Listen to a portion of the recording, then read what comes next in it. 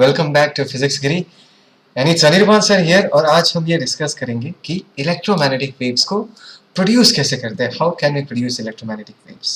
तो सबसे पहले ये सोच के देखो कि अगर हमारे पास एक स्टेशनरी चार्ज पार्टिकल है, स्टेशनरी मतलब चुपचाप अपनी जगह पर बैठा हुआ, ऐसा चार्ज पार्टिकल अपने चारों तरफ कैसा फील्ड प्रोड्यूस करेगा? डेफिनेटली सबको पता है, it's electric field. It will produce electric field. Now if I imagine, next ये इमेजिन करो कि if I imagine A current carrying wire, उसमें जो चार्जेस है सारे चार्जेस यूनिफॉर्म मोशन कर रहे हैं, तो ये जो मूविंग चार्जेस है ये क्या प्रोड्यूस करेगा? ये मैग्नेटिक फील्ड प्रोड्यूस करेगा। आया समझ में? Stationary charge produces electric field, moving charges, uniformly moving charges will produce magnetic field. But the point is that ये जो इलेक्ट्रिक फील्ड प्रोड्यूस होगा, ये जो मैग्नेटिक फील्ड प्रोड्यूस होगा, they are not varying with time. और again the point मैं क्या कह रहा हूँ, ये जो electric field and magnetic field है, ये इनका जो वैल्यूज होगा वो स्टडी होगा, वो टाइम के साथ चेंज नहीं होगा। बात समझ में आया? तो यहाँ पर मैक्सवेल ने बहुत ही एक इंपॉर्टेंट कंक्लूजन किया था और उसने ये कहा था कि अगर हमको इलेक्ट्रोमैग्नेटिक वेव्स प्रोड्यूस करना है, then we need accelerating charge particles. मैंने क्या कहा? We need accelerating charge particles. Accelerating charge particles can only produce electromagnetic waves. ठीक है, तो एक एग्जांपल लेते हैं, एक सिचुएशन लेते हैं। तो just imagine an oscillating charged particle. क्या बोला मैंने? क्या इमेजिन करने बोला? दिमाग में क्या पिक्चर आएगा? You just imagine A charge, और वो चार्ज क्या कर रहा है? ऑसिलेट कर रहा है। एक बात को समझो, एक ऑसिलेटिंग चार्ज्ड पार्टिकल एक्सीलरेटेड है। कोई भी ऑब्जेक्ट अगर ऑसिलेट करेगा ना, उसके पास डेफिनेटली क्या होगा? कुछ ना कुछ एक्सीलरेशन होगा। अभी बात को समझो, ये जो ऑसिलेटिंग चार्ज पार्टिकल है, ये जो इलेक्ट्रिक फील्ड प्रोड्यूस करेगा, ये भी ऑसिलेट करेगा। बात समझ आया? An oscillating charged particle produces an oscillating electric field, and what did we learn? An oscillating electric field or a time varying electric field, as also we can say, will also produce a time varying magnetic field. बात समझ आया? ये जो field oscillate कर रहा है, एक oscillating magnetic field produce करेगा। और हमने क्या सीखा है? An oscillating magnetic field will again regenerate an oscillating electric field, और ये जो ऑसिलेटिंग इलेक्ट्रिक फील्ड है, ये फिर से ऑसिलेटिंग मैग्नेटिक फील्ड रिप्रोड्यूस करते जाएगा, and they are going to produce each other. बात समझ में आया? Oscillating electric field is producing oscillating magnetic field, oscillating magnetic field is again regenerating oscillating electric field. ये एक दूसरे को प्रोड्यूस करते रहते, रीजेनरेट करते रहते। बात समझ में आया? This is how an electromagnetic wave is formed. This electric field, this oscillating electric field and oscillating magnetic field couples together to form the electromagnetic wave. And this electromagnetic wave will travel in vacuum with the speed of light, that is 3 into 10 to the power 8 meter per second. बोलो यहाँ तक समझ में आया? पक्का? देखो मैंने यहाँ पर बहुत अच्छे से लिख के रखा है। और एक पॉइंट मैं तुमको बताना चाहूँगा, ये जो इलेक्ट्रोमैग्नेटिक वेव बना है, इसका जो फ्रीक्वेंसी होगा, that frequency matches with the frequency of that oscillating charge particle. And obvious है, राइट? जो सोर्स है उसी के फ्रीक्वेंसी के साथ क्या करेगा? मैच करेगा। फिर से कह रहा हूँ, ये जो इलेक्ट्रोमैग्नेटिक वेव बना है, उसका जो फ्रीक्वेंसी है वो ऑसिलेटिंग चार्ज पार्टिकल का जो फ्रीक्वेंसी है, सेम फ्रीक्वेंसी है। Is that clear? सेकेंडली, ये जो इलेक्ट्रोमैग्नेटिक वेव है, ये जो ट्रैवल करता है, इनके पास एनर्जी होता है। तो ये जो इलेक्ट्रोमैग्नेटिक वेव के पास एनर्जी आया, द क्वेश्चन इज कहाँ से आया? ये जो चार्ज पार्टिकल ऑसिलेट कर रहा है, इसी का ही एनर्जी इलेक्ट्रोमैग्नेटिक वेव लेके आगे बढ़ जाता है। बात समझ में आया? So this electromagnetic wave is going to extract its energy from the oscillating charge particle. ठीक है, इसी चीज़ों को मैंने यहाँ पर अच्छे से लिख के रखा है। पॉज करके पहले इसको लिखो, ठीक है, फिर उसके बाद आगे बढ़ते हैं। इस डिस्कशन को सुन के ऐसा लगता है ना कि इलेक्ट्रोमैग्नेटिक वेव्स को प्रोड्यूस करना कितना आसान है, राइट? मैं तुमको एक एग्जाम्पल देता हूँ। ऐसा हम सोच सकते हैं कि किसी तरह अगर हम एक ऑसिलेटिंग इलेक्ट्रिक फील्ड प्रोड्यूस कर दें, तो वो जो ऑसिलेटिंग इलेक्ट्रिक फील्ड है, वो अपने आप एक ऑसिलेटिंग मैग्नेटिक फील्ड प्रोड्यूस करेगा। वो ऑसिलेटिंग मैग्नेटिक फील्ड फिर से इलेक्ट्रिक फील्ड प्रोड्यूस करेगा, and finally they will couple together to produce electromagnetic wave, right? तो ऑसिलेटिंग इलेक्ट्रिक फील्ड प्रोड्यूस करने का तरीका क्या है? You take a circuit, attach an AC source with it, right? AC source क्या करता है? एक ऑल्टरनेटिंग EMF प्रोड्यूस करता है, which will in turn produce an alternating electric field, right? और हम क्या करेंगे? उस ऑल्टरनेटिंग सोर्स का जो फ्रीक्वेंसी है, उसका फ्रीक्वेंसी सोचो हम किसी विजिबल लाइट का फ्रीक्वेंसी के साथ मैच कर देंगे। से येलो लाइट का जितना फ्रीक्वेंसी होता है, उसी फ्रीक्वेंसी में अगर हम अपने AC सोर्स को चला दें, तो it should be able to produce yellow light. Yellow light is basically an electromagnetic wave. Is that clear? लेकिन भाई साहब येलो लाइट इस तरीके से प्रोड्यूस करना पॉसिबल नहीं है। उसका रीजन मैं तुमको बताता हूँ। देखो येलो लाइट का जो फ्रीक्वेंसी है ना, वो पता है कितना है? That is 6 into 10 to the power 14 hertz. Just try to imagine. और प्रेजेंट डे का जो मॉडर्न इलेक्ट्रिकल इक्विपमेंट्स है उसको भी अगर मैं यूज करूँ लैब में, मैं मैक्सिमम फ्रीक्वेंसी कितना प्रोड्यूस कर सकता हूँ ये पता है तुमको?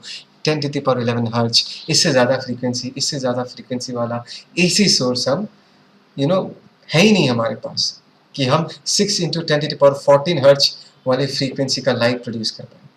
Is that clear? So that is the reason जब 1887 में हर्ट्ज ने फर्स्ट टाइम एक्सपेरिमेंटली डेमोन्स्ट्रेट किया कि नहीं इलेक्ट्रोमैग्नेटिक वेव एग्जिस्ट करता है। उसने जो इलेक्ट्रोमैग्नेटिक वेव प्रोड्यूस किया था that was having a very very low frequency that lies somewhere within the radio wave region. Are you getting the point? देखो मैं तुमको इंटरेस्टिंग बात बताता हूँ। ये जो मैक्सवेल जिस ये जो फेमस साइंटिस्ट है जिनके बारे में आज हम डिस्कस कर रहे हैं, देखो मैक्सवेल ने इलेक्ट्रोमैग्नेटिक वेव जो एग्जिस्ट करता है इसको सिर्फ थियोरेटिकली कहा था। मैक्सवेल ये मानता था कि यार नेचर जो है वो हमेशा सिमेट्री पसंद करता है। जैसे कि तुम देख लो, कोई भी एग्जांपल देख लो। Let us take the example of a piece of leaf को अगर मैं बीचों बीच काटूंगा it can be divided into 2 equal parts. हमारा जो बॉडी है इसको अगर हम बीचों बीच काट दे तो हमको 2 इक्वल पोर्शंस मिलेंगे, राइट? तो वो इस लॉजिक पे बिलीव करता था। वो मानता था कि नहीं नेचर सिमेट्री पसंद करता है। तो अगर एक टाइम वेरिंग मैग्नेटिक फील्ड अगर इलेक्ट्रिक फील्ड प्रोड्यूस करता है तो उसका रिवर्स भी सही होना चाहिए। एक time varying electric field should also be able to produce magnetic field. और इन सारी चीजों को मैक्सवेल ने थियोरेटिकली बताया था। Hertz was the first scientist जिसने एक्सपेरिमेंटली डेमोन्स्ट्रेट किया कि मैक्सवेल सही है, मैक्सवेल का थ्योरी सही है। एंड उसके बाद this sparked a lot of important work in this field, right? समझ में आ रहा है? उसके कुछ 7 साल बाद आफ्टर 7 years इंडिया के एक famous scientist doctor Jagdish Chandra Bose, he was able to produce electromagnetic wave of much more smaller wavelength. कुछ उसी वक्त around that time itself there was a very famous scientist in Italy, Marconi. He was following Hertz's work and he was able to transmit electromagnetic waves over large distances of the order of kilometers. And this marked the beginning of revolution in the field of communication by using electromagnetic waves. समझ में आया कुछ? Okay अभी फिर से वो जो capacitor वाला कहानी था, याद है ना? वो वाला कहानी फिर से और एक बार डिस्कस करते हैं। देखो ये जो तार है इससे कंडक्शन करंट आ रहा है। करंट आ रहा मतलब इस प्लेट में पॉजिटिव चार्जेस डिपॉजिट हो रहा है। अगर इस प्लेट में पॉजिटिव चार्जेस आएगा, इस प्लेट में नेगेटिव चार्जेस आएगा। और इस बात को समझो कि इस प्लेट में पॉजिटिव चार्जेस का जो मात्रा है, जो क्वांटिटी, वो इंक्रीज कर रहा है। तो यहाँ पर अगर पॉजिटिव चार्ज टाइम के साथ इंक्रीज करेगा, इसी चार्जेस के कारण इनके बीच का जो इलेक्ट्रिक फील्ड है वो प्रोड्यूस होता है। तो इलेक्ट्रिक फील्ड जो है वो भी टाइम के साथ क्या होगा? The electric field in this case also will be changing with time. So in this case I can say this electric field E is basically a function of time. That means this electric field is a time varying electric field। और हमने ये सीखा है कि अगर वक्त के साथ इलेक्ट्रिक फील्ड बदलता है it will produce magnetic field। कैसे? इस बदलते हुए इलेक्ट्रिक फील्ड के साथ हम एक करंट एसोसिएट कर सकते हैं जिसको हम बोलते हैं डिस्प्लेसमेंट करंट, ID। याद है ना? अच्छा, करंट अगर इस तरफ है, just put your thumb along the direction of current and curl your fingers. तो इस करंट के साथ हम मैग्नेटिक फील्ड क्या कर सकते हैं? एसोसिएट कर सकते हैं। और डायग्राम को देखो, बहुत प्यारा सा डायग्राम है। यहाँ पर तुमको जो गोल गोल कंसेंट्रिक सर्कल्स दिख रहा है, this are magnetic field lines. दिख रहा है? This blue lines are the magnetic field lines and this pink lines are the direction of electric field lines. Now I want all of you to focus on this diagram properly। इस diagram को ध्यान से देखो और देख के मुझे ये बताओ कि ये जो पिंक वाला इलेक्ट्रिक फील्ड है और ये जो ब्लू कलर का सर्कुलर मैग्नेटिक फील्ड लाइंस है, इनके बीच का एंगल कितना है? The angle between them is 90 degree. बात समझ में आया? The angle between them is 90 degree. It's obvious. Electric field अगर इस तरफ है तो जिस प्लेन में मैग्नेटिक फील्ड लाई करता है वो जो प्लेन है वो इस इलेक्ट्रिक फील्ड को परपेंडिकुलरली इंटरसेप्ट कर रहा है। तो यहाँ पर हम कह सकते हैं कि electric field and magnetic field are perpendicular to each other. बात को समझो। और ये हमेशा ऐसा ही होता है जब कोई इलेक्ट्रोमैग्नेटिक वेव प्रोपोगेट करता है, जब कोई इलेक्ट्रोमैग्नेटिक वेव ट्रैवल करता है। जैसे कि मैंने कहा था, electromagnetic wave oscillating electric field, oscillating magnetic field जुड़ के बनाता है। तो electric field and magnetic field उस इलेक्ट्रोमैग्नेटिक वेव में are always at 90 degree with respect to each other. और एक एग्जांपल देता हूँ, ये है एक एंटेना, ठीक है ना, दिस इज एंटेना। इसके बारे में ना और डिटेल्स में मैं तुमको कम्युनिकेशन के चैप्टर में अच्छे से समझाऊंगा। अभी जस्ट सरफेस लेवल पे थोड़ा बहुत समझा के रख रहा हूँ, समझ में आ जाएगा। लेट अस से दिस इज एन एंटेना और यहाँ पर हमने एक एसी सोर्स लगा के रखा। वी ऑल नो कि एसी सोर्स करता क्या है, and AC source applies alternating EMF. मतलब अभी अगर यहाँ पर पॉजिटिव है, यहाँ पर नेगेटिव है, कुछ टाइम के बाद यहाँ नेगेटिव बन जाएगा तो फिर यहाँ पॉजिटिव बनेगा, कुछ देर के बाद फिर से ये पोलैरिटी रिवर्स हो जाएगा, ये होता रहेगा। बात को समझो, ठीक है। सो लेट अस से एट दिस सिचुएशन ये पॉजिटिव है, ये नेगेटिव है, तो ऑब्वियसली रॉड के अंदर जो इलेक्ट्रिक फील्ड है वो किस तरफ होगा। Electric field lines will always start from a positive charge and they will always and on a negative charge. तो पॉजिटिव से चालू होगा और कहाँ पर खत्म होगा, नेगेटिव पे खत्म होगा। This is the direction of electric field. Now tell me, इस रॉड में करंट का डायरेक्शन किस तरफ है। ध्यान से देखो, यहाँ पर अगर पॉजिटिव चार्ज का एक्युमुलेशन हो रहा है, इसका मतलब पॉजिटिव चार्ज इस तरफ आ रहा है। अगर पॉजिटिव चार्ज इस तरफ आ रहा है, करंट को भी इसी तरफ होना पड़ेगा। It's obvious, current is taken to be in the direction of the flow of positive charge. तो यहाँ पर अगर पॉजिटिव चार्ज है तो करंट भी इसी तरफ होगा। एंड ये जो करंट है ये मैग्नेटिक फील्ड किस तरह प्रोड्यूस करता है। We use the simple rule, we take our right hand, put our thumb along the direction of current, and if we curl our fingers, अगर हम अपने fingers को curl करते हैं तो हमको ऐसा गोल गोल पिंक कलर का मैग्नेटिक फील्ड लाइंस दिखेगा, concentric circular magnetic field lines। तो एक बार इलेक्ट्रिक फील्ड को देखो, एक बार मैग्नेटिक फील्ड को देखो। डायग्राम को अगर ध्यान से देखोगे, इलेक्ट्रिक फील्ड वर्टिकली डाउनवर्ड है, मैग्नेटिक फील्ड हॉरिजॉन्टल प्लेन में लाई करता है, which again shows us कि इन दोनों के बीच का एंगल कितना है, 90 डिग्री। तो हमेशा हमेशा इस बात को याद रखना, electric and magnetic fields in an electromagnetic wave are perpendicular to each other and यहाँ वर्ड मिस हो गया, and it is also perpendicular to the direction of propagation. मैं तुमको ये दिखाऊंगा, एंड परपेंडिकुलर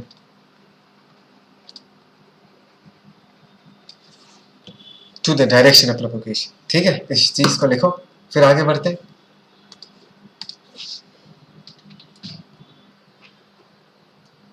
एक minute. Okay, so this is a very beautiful picture of N electromagnetic wave. मैं यहाँ पर एक्सिस का नाम दे देता हूँ, जैसे this is X axis, this is Y axis, this is Z axis. ध्यान से देखो, the electric field is oscillating along the X axis and electric field is varying along the Z axis. मतलब अगर हम जेड के along move करेंगे तब जाके इलेक्ट्रिक फील्ड का वैल्यू क्या करेगा, वेरी करेगा। And electric field is varying sinusoidally, दिख रहा है। और हमको ये भी पता है जो मैग्नेटिक फील्ड है, it will be perpendicular to the electric field and the magnetic fields are oscillating along the Y axis and magnetic field का वेरिएशन भी जेड एक्सिस के अलोंग ही है। अगर हम जेड के अलोंग ट्रैवल करते हैं तो मैग्नेटिक फील्ड्स का वैल्यू भी क्या कर रहा है, वेरी कर रहा है, और मैग्नेटिक फील्ड भी एक साइनसोडियल वेरिएशन शो कर रहा है। तो अगर मुझे अभी electric field and magnetic field को एक्सप्रेस करना है, उसको हम कैसे एक्सप्रेस करेंगे, ध्यान से देखो, this is E X, that is electric field along X direction, this is equal to E naught, हमने लिख दिया, this is the peak value of the electric field. और थोड़ा सा वेव्स एंड साउंड यूज करो, याद करो, सॉरी याद करो, तुमको याद होना चाहिए कि हम वेव का इक्वेशन कैसे लिखते हैं। तो यहाँ पर हम कैसे लिखेंगे, that is E naught sine and the wave in this case is travelling along the Z axis, और इसको हम कैसे लिख सकते हैं, that is K Z minus omega T. Omega in this case is the angular frequency. If you need to write the expression for magnetic field By, तो हम क्या लिखेंगे, that is B naught is the peak value sign and this wave too is traveling along the z axis, हम क्या लिख सकते हैं, kz minus omega t। ठीक है, तो ये हो गया मैग्नेटिक फील्ड का एक्सप्रेशन। ये पूरा वेव्स ही हम डिस्कस कर रहे हैं। तो यहाँ पर k क्या होता है, k को हम वेव नंबर बोलते हैं, याद है ना, that is 2 pi by lambda। k को ऐसा लिख सकते हैं।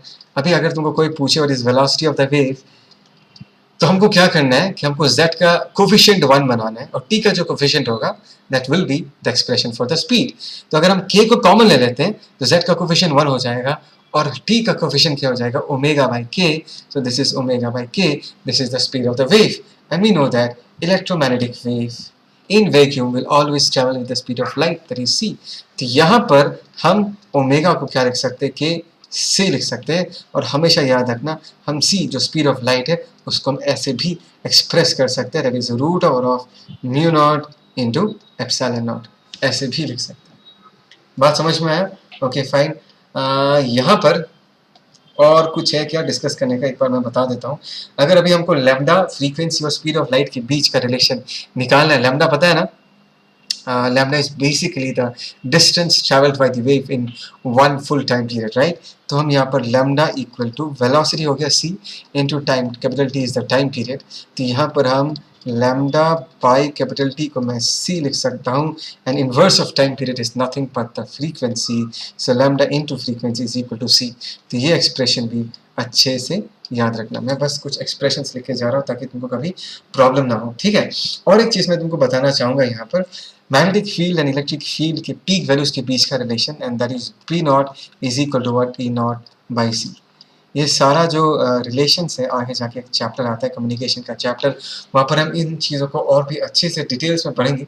अभी बस मैं तुमको बता के जा रहा हूँ ताकि तुमको पता रहे ये सब चीज़ें, ठीक है? देखो पहला स्टेटमेंट देखो, their self sustaining oscillations of electric and magnetic fields in free space और वैक्यूम। मतलब ये है कि इलेक्ट्रोमैग्नेटिक वेव्स को ट्रैवल करने के लिए मीडियम नहीं चाहिए।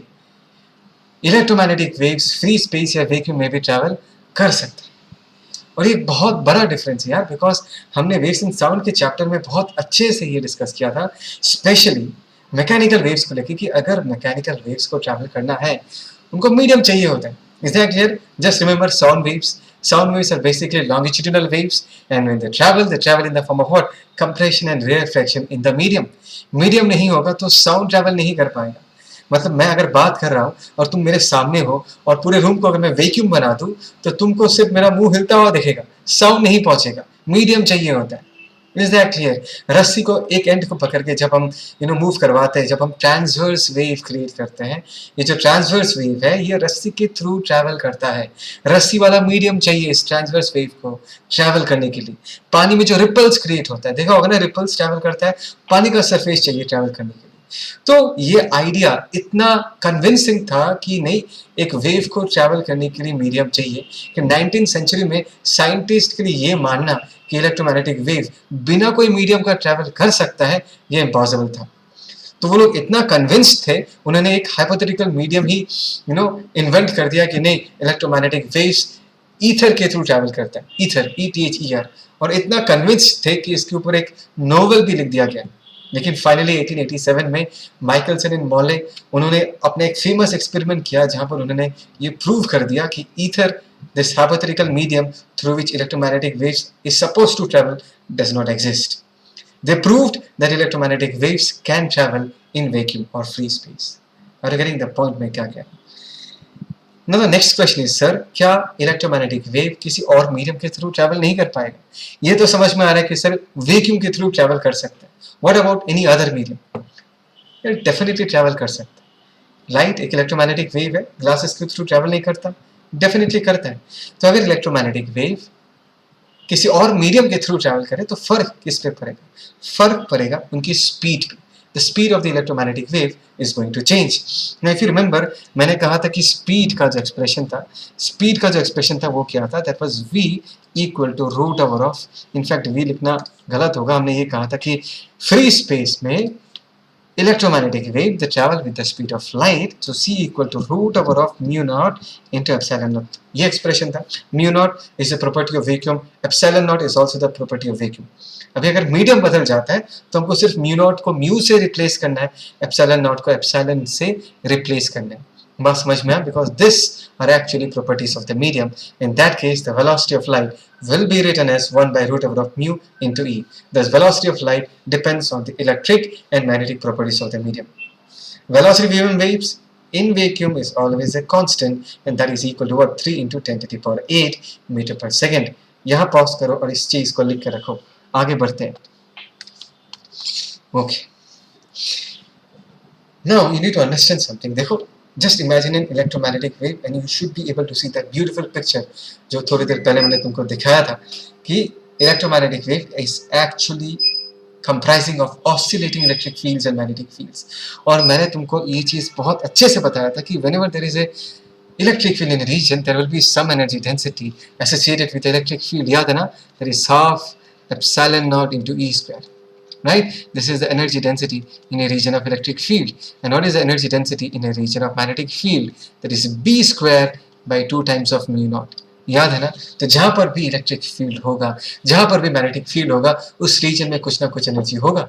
और मैं ये तुमको पहले भी बता चुका हूं. वो जो एग्जांपल दिया था ऑसिलेटिंग चार्ज पार्टिकल का, मैंने कहा था कि इस इलेक्ट्रोमैग्नेटिक वेव के पास जो एनर्जी आता है उस ऑसिलेटिंग चार्ज पार्टिकल के एनर्जी से आता है. So this electromagnetic waves they carry energy as well as momentum. देखो, इसको एक्सपेरिमेंटली प्रूव भी कर सकते हैं.